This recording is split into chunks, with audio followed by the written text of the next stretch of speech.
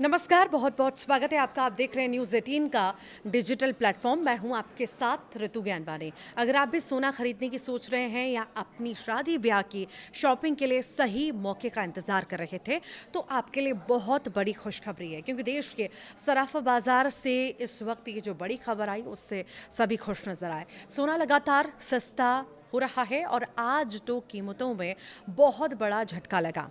जी हाँ, देश की राजधानी दिल्ली में 24 कैरेट गोल्ड की कीमत घटकर 1,49,650 रुपये प्रति 10 ग्राम पर आ गई है।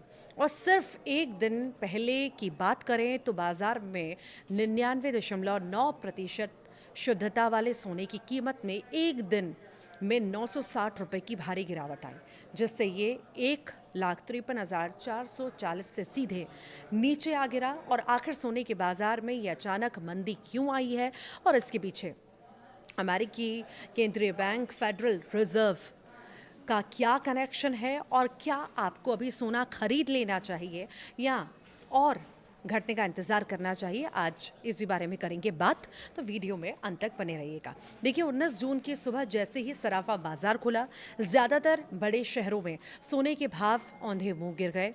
और दिल्ली में जहां 24 कैरेट सोना जो है 1,49,650 पर आ गया, तो वहीं बाकी शहरों में भी भारी बिकवाली देखने को मिली है।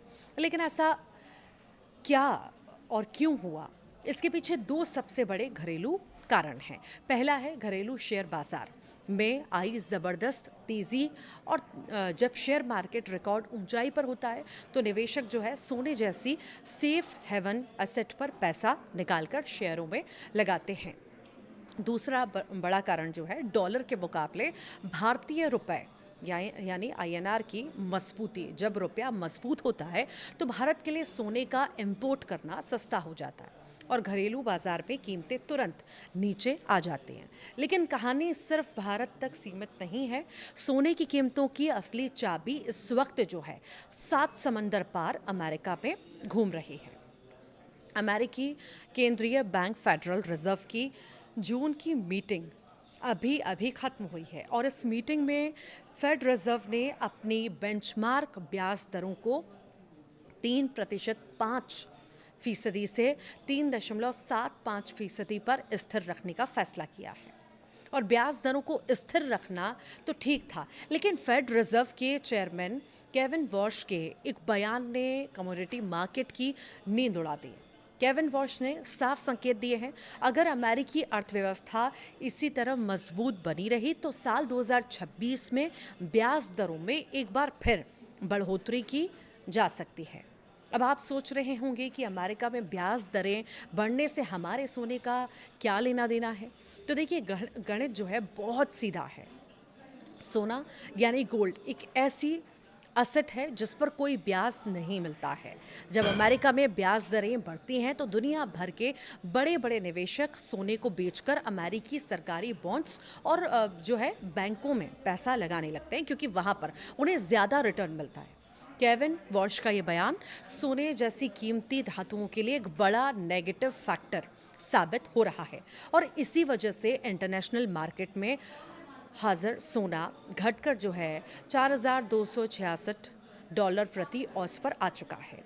अब आते हैं सबसे ज़रूरी सवाल पर, आम जनता और निवेशकों को इस वक्त क्या करना चाहिए। क्या सोना और सस्ता होगा? देखिए, एक्सपर्ट्स क्या मानते हैं। एक्सपर्ट्स का ये मानना है, जब तक ग्लोबल मार्केट में फेड रिजर्व की आक्रामक नीतियां बनी रहेंगी, सोने पर दबाव जारी रहेगा। शॉर्ट टर्म बायर्स जो हैं, अगर आपके घर में अगले कुछ महीनों शादी है तो इस गिरावट का फ़ायदा आप उठाइए। मौजूदा रेट पिछले रिकॉर्ड हाई से काफ़ी बेहतर है, इसीलिए टुकड़ों में जो है खरीदी शुरू कर सकते हैं। लॉन्ग टर्म इन्वेस्टर्स के लिए क्या है, देखिए, सोने में हर बड़ी गिरावट हमेशा से खरीदारी का सबसे बेस्ट मौका रही है। जैसे ही बाजार थोड़ा और स्थिर होता है, आप डिजिटल गोल्ड जो है गोल्ड ETF या सॉवरेन गोल्ड बॉन्ड में निवेश बढ़ा सकते हैं। तो ये है कि अमेरिकी इकोनॉमी की मजबूती और भारतीय रुपए का दम इस वक्त सोने की चमक को थोड़ा फीका कर रहा है। लेकिन याद रखिए, सोना हमेशा से संकट का साथी रहा, इसलिए इस गिरावट से डरना नहीं बल्कि सही रणनीति के साथ इसका फ़ायदा उठाना है। आपको क्या लगता है, सोने के दाम अभी और नीचे गिरेंगे आपका इस पर क्या सोचना है, क्या राय है, हमें कमेंट बॉक्स में ज़रूर बताइएगा।